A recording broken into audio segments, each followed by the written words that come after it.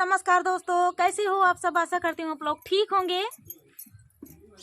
तो आज सुनाएंगी हम सब आप सभी को सुहाग गीत। तो सुनिएगा और बताइएगा कैसा लगा। बहुत ही बढ़िया सुहाग गीत है, तो सुनिएगा और बताइएगा कैसा लगा। तो चलिए सुनाते हैं।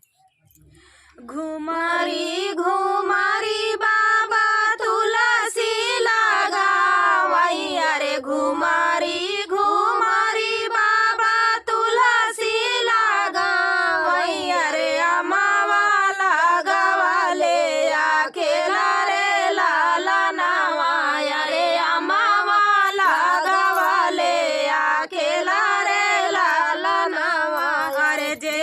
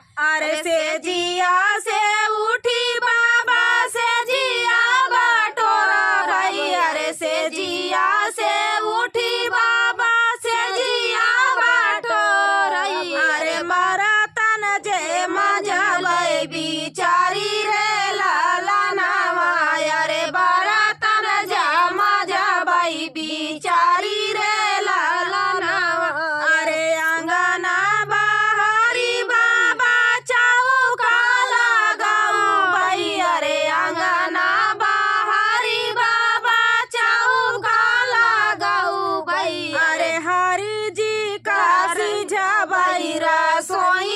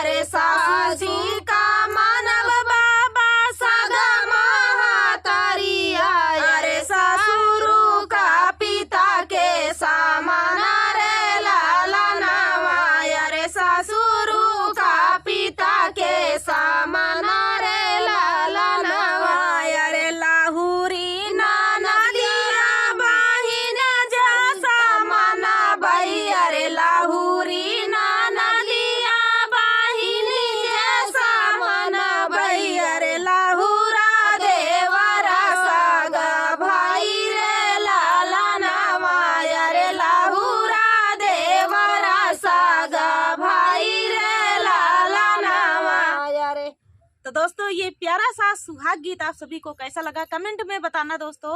और चलिए मिलते हैं नेक्स्ट वीडियो में, तब तक के लिए नमस्कार।